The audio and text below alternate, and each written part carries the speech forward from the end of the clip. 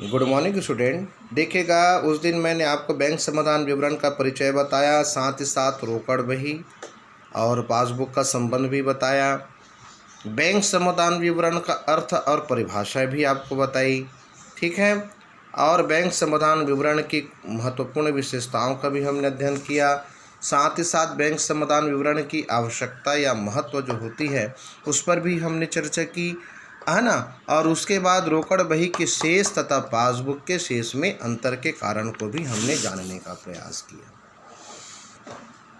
अब देखते हैं बैंक समाधान विवरण तैयार करना, यानी 8.8 पेज नंबर 277 बैंक समाधान विवरण तैयार करना।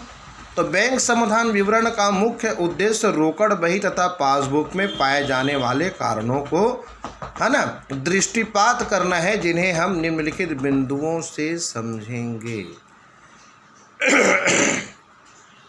ठीक है, देखिएगा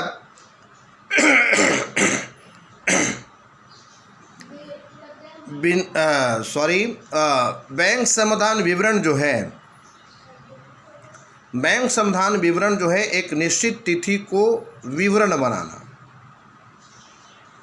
बैंक समाधान विवरण एक निश्चित तिथि को ही बनाया जाता है, याद रखिएगा। दूसरी चीज है निश्चित तिथि का प्रविष्टियों से मिलान करना।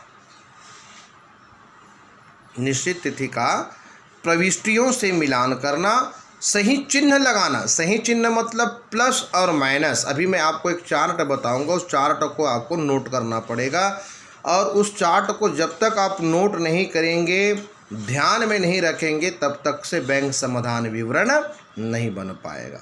ठीक है, सही चिन्ह लगाना मतलब जो प्रविष्टियां पासबुक तथा रोकड़ बही दोनों में दर्ज हो उन पर सही का चिन्ह लगाना चाहिए। जिस पर सही के चिन्ह लगेंगे उन्हीं के कारण दोनों पुस्तकों का शेष में अंतर होता है। पृथक कागज पर लिखना। देखिएगा, जिन प्रविष्टियों का मेल नहीं हुआ है उन्हें अलग अलग कागज पर लिख लेना चाहिए, है ना भाई। तो ये क्या है, बैंक समाधान विवरण बनाने के कुछ नियम हैं। देखिएगा, दूसरी चीज आती है रोकड़ बही के शेष को आधार मानकर बैंक समाधान विवरण कैसे तैयार करेंगे। तो देखिएगा, मैं आपको बताता हूँ। रोकड़ बही के शेष के आधार को अगर हम बैंक समाधान विवरण तैयार करते हैं तो ऐसी स्थिति में सामान्य परिस्थितियों में रोकड़ बही के अनुसार बैंक शेष डेबिट ही होता है, जिसका आशय यह है कि बैंक में व्यापारी की रकम जमा है, किंतु कभी कभी व्यापारी द्वारा बैंक से निकाली गई राशि जमा राशि से अधिक होने पर रोकड़ बही बैंक का क्रेडिट शेष प्रकट करती है।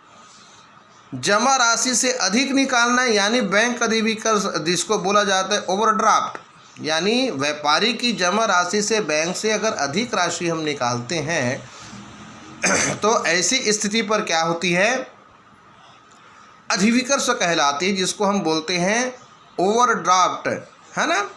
और इस प्रकार की स्थिति को बैंक अधिविकर्ष भी कहा जाता है। और अतः रोकड़ बही के अनुसार डेबिट शेष अथवा क्रेडिट शेष बैंक समाधान विवरण तैयार करते समय अंतर उपस्थित करने वाली कारणों की राशियां निम्नानुसार जोड़ी या घटाई जा सकती, यानी प्लस या माइनस करेंगे। देखिएगा, अगर रोकड़ बही का डेबिट शेष होने पर, है ना, कैसे करें, तो व्यापारी द्वारा लेन देन की भुगतान निर्गमन किए गए चेक जिन्हें भुगतान हेतु बैंक में प्रस्तुत नहीं किया गया है। दूसरा है बैंक द्वारा सीधी जमा पर, इसको जोड़ा जाएगा। व्यापारी के ग्राहक द्वारा बैंक सीधे में जमा की गई राशि जिसको रोकड़ बही में डेबिट नहीं किया गया, उसको भी हम क्या करेंगे, जोड़ेंगे। बैंक द्वारा संग्रहित ब्याज लाभांश आदि की राशि जिसका उल्लेख रोकड़ बही में नहीं है, तो उसको भी क्या करना पड़ेगा, जोड़ना पड़ेगा। ठीक है। अब उसके बाद देखिए, घटाना किसको रहता है, तो संग्रह करने हेतु जो चेक जो है भेजे जाते हैं, ड्राफ्ट है, विपत्र है, जिसका संग्रहण बैंक समाधान विवरण बनाने की तिथि तक नहीं हुआ है, तो ऐसी मदों को हम क्या करेंगे, घटाएंगे। दूसरी चीज है ऐसे चेक जिन्हें प्राप्त करने पर रोकड़ बही में लिखा गया है किंतु संग्रह करने में बैंक नहीं भेजा गया है, तो ऐसे मदों को भी हमको क्या करना पड़ेगा, घटाना पड़ेगा। बैंक द्वारा लगाया गया अधिविकर्ष का ब्याज, बैंक व्यय, कमीशन आदि जिन्हें रोकड़ बही में नहीं लिखा गया है उसको भी घटाना पड़ेगा। और बैंक में जमा किए गए तिरस्कृत हो गए जिनका उल्लेख रोकड़ बही में नहीं किया गया है उसको भी क्या करना पड़ेगा, घटाना पड़ेगा। मैं आपको बताऊंगा कौन सा चीज़ घटेगा और कौन सा चीज़ नहीं घटेगा। तो इस प्रकार से रोकड़ बही का क्रेडिट शेष अधिविकर्ष होने पर जस्ट अपोजिट होगा, है ना।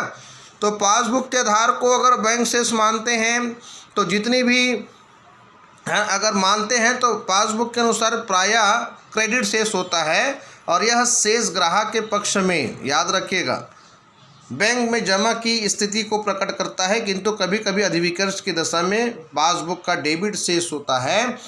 तो पासबुक का अगर डेबिट शेष अगर अधिविकर्ष हो तो कैसा होगा, तो निर्गमित चेक जो भुगतान हेतु उपस्थित नहीं हुए क्या करेंगे, जोड़ेंगे। बैंक द्वारा जमा राशि पर दिया गया ब्याज जोड़ेंगे। बैंक द्वारा, है ना, ग्राहक द्वारा सीधे जमा की गई राशि जोड़ेंगे। बैंक द्वारा संग्रहित ब्याज, लाभांश आदि जिनका रोकड़ बही में नहीं है उल्लेख तो उसको जोड़ना पड़ेगा।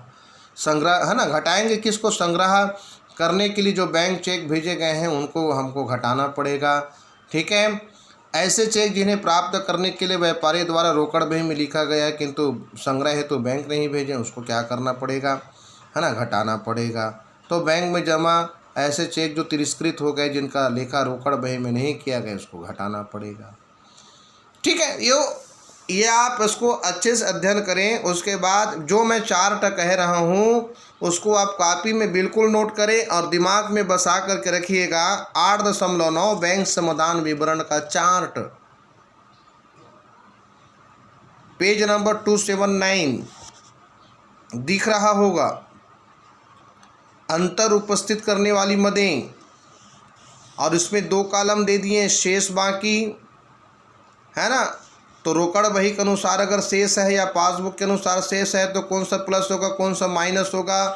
अगर अधिविकर्ष है तो कौन सा रोकड़ बही का अधिविकर्ष है, पासबुक का अधिविकर्ष है, तो ऐसी स्थिति में कौन सा माइनस होगा, कौन सा प्लस होगा।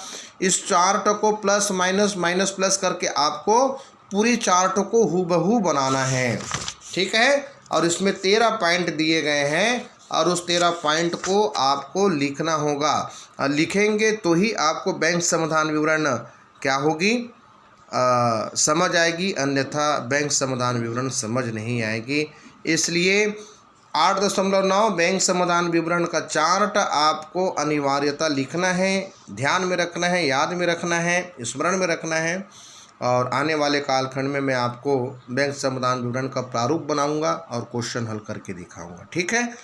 लेकिन मैं विश्वास करता हूं कि इस चार्ट को आप नोट करेंगे और नोट करने के बाद ही बैंक समाधान विवरण पत्र तैयार किया जाएगा।